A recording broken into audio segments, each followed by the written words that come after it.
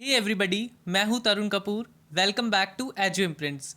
तो आज मैं आपके साथ डिस्कस करूंगा सभी की सभी information related to D U L L B entrance, because there are so many students who are asking me again and again about each and every information. So इसमें मैं सभी की सभी इन्फॉर्मेशन को आपके साथ शेयर करूंगा। इसको अच्छी तरीके से देखिए and even if you have any doubt you can ask in the comment section. You are very welcome.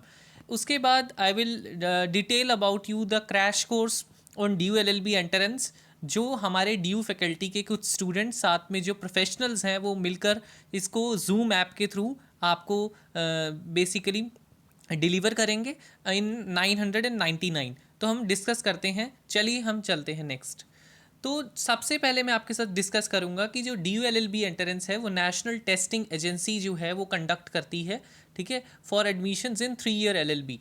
3 साल का एल एल बी का कोर्स होता है। उसके अंदर एन टी ए जो है ये एजेंसी है जो 3 सेंटर्स हैं, campus low centre 1 and low centre 2, ठीक है।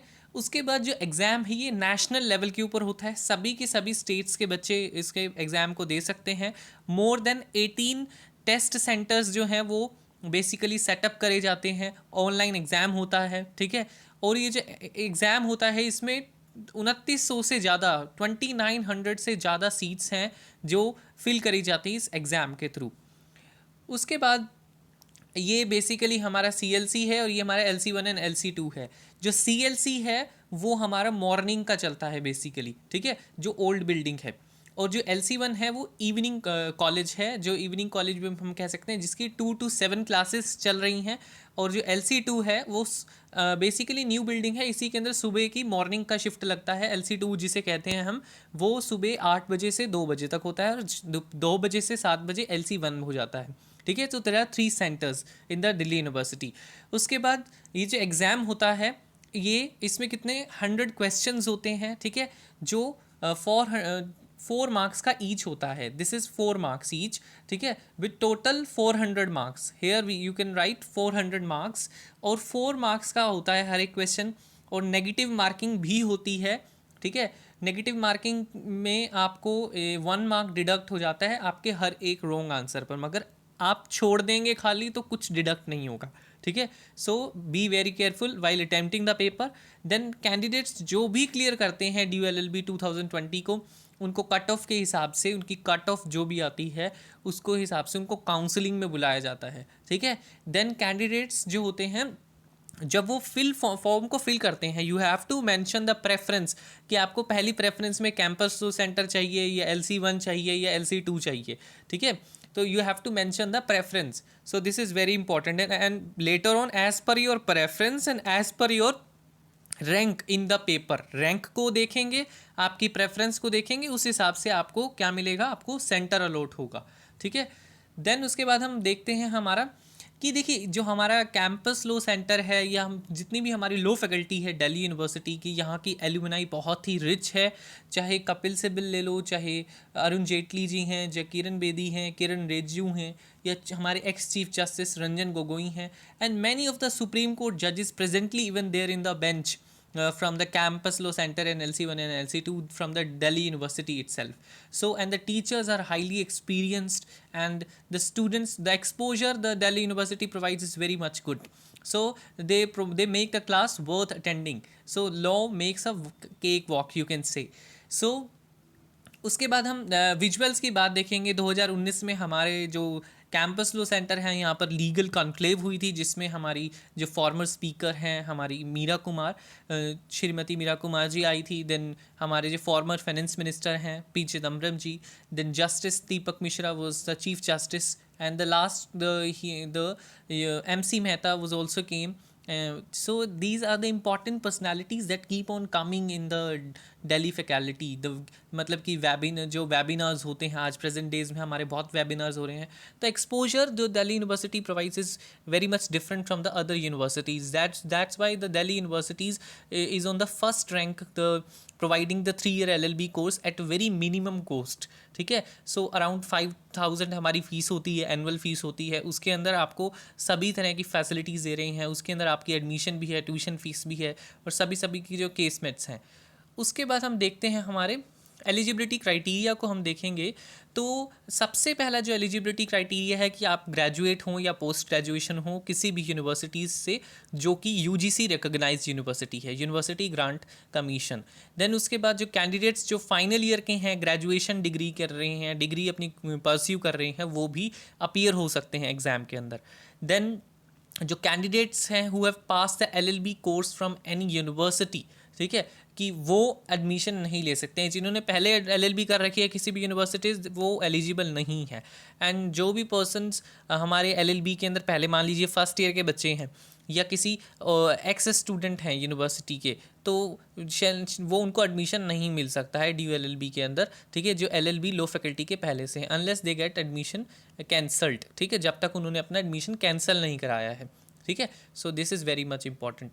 उसके बाद हम देखेंगे हमारे जो अनरिजर्व्ड और जो EWS कैटेगरी है, इकोनॉमिकली वीकर सेक्शन कैटेगरी, जिसके लिए लास्ट ईयर ही रिजर्वेशन का क्राइटेरिया दिल्ली यूनिवर्सिटी ने अडॉप्ट करा है, उनको 50% एटलीस्ट परसेंटेज चाहिए क्वालिफाइंग करने के लिए, एग्ज़ाम में अपीयर होने के लिए, ठीक है। 50% ग्रेजुएशन में चाहिए ही चाहिए, मगर मार्क्स का आपके रैंक से कोई रिलेशन नहीं है। आपका जो रैंक है वो आपके एंट्रेंस के मार्क्स के ऊपर ही कैलकुलेट होगा, ठीक है। और जो OBC और जो हमारे CW PWD जो कैटेगरी के पर्सन्स हैं उनको 45 चाहिए एटलीस्ट परसेंटेज, ठीक है। और जो SC STs कैटेगरी के हैं वो उनको 40% चाहिए, schedule caste and schedule tribes. So उसके बाद हम देखते हैं जो हमारा सीट्स का डिस्ट्रीब्यूशन है, वो कैटेगरी वाइज सीट्स कितनी हैं एलएलबी कोर्स के अंदर, सभी 3 सेंटर्स के अंदर। ये टोटल सीट्स हैं तीनों सेंटर की 2922 हैं, जिसमें से जनरल की 1167 है, SCs की 381, देन STs की 190, OBC जो अदर बैकवर्ड क्लासेस कैटेगरी है उनकी 686 हैं। देन जो PWD फिजिकली एंड जो वीकस जो हमारे डिसेबिलिटी है वाले जो होते हैं the persons 127, then 127 CW 127 and EWS 117। So this was introduce in the last year. So basically enforcement में लाया गया, इस साल भी है 10% reservation.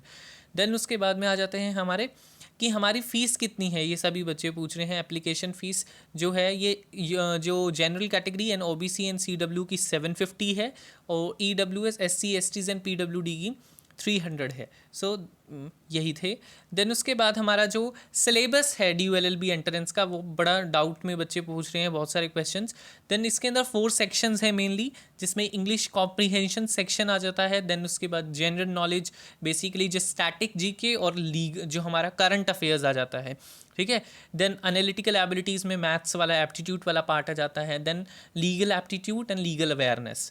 So I have collected the last 5-year analysis of the DULLB entrance, in which what we have observed is that the legal aptitude section they are asking, and the GK and the constitution. The constitution is the first important part, ठीक है। इन the last year question the legal aptitude questions मतलब 4 times पूछे गए around last, मतलब कि 2018 में 9 questions and 2019 में 40 questions जो थे वो लॉ के रिलेटेड सब्जेक्ट से पूछे गए, लीगल एप्टीट्यूड से पूछे गए। सो इस साल भी एटलीस्ट 20 से 25 आने के चांसेस हैं, और कॉन्स्टिट्यूशन GK के भी 30 से 32। तो हम इससे ऑलमोस्ट हमारा जो बैटल है ड्यू LLB एंट्रेंस क्रैक करने का आसानी से अचीव कर सकते हैं। तो ये GK and the legal aptitude become the most important section, and the another third important section is the reasoning, ठीक है। the reasoning is the third important section, okay, and the current affairs also forms the most important part nowadays.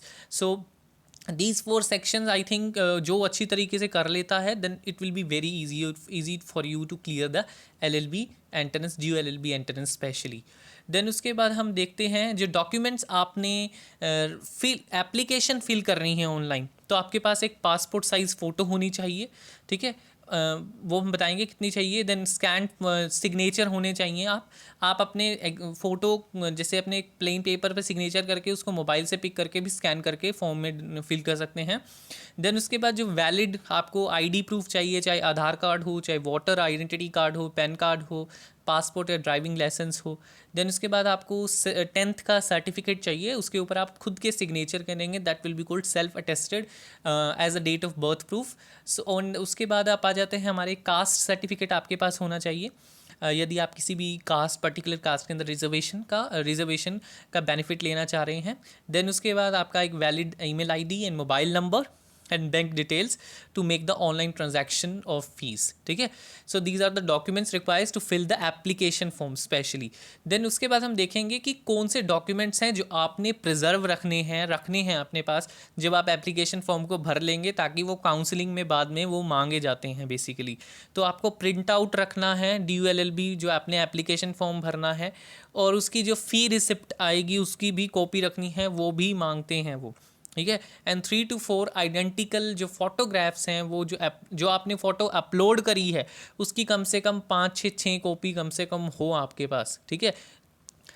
These are the basically details about the DULLB enter, and please subscribe my channel and please share this video to your friends. Thank you so much, and don't forget to press the bell icon.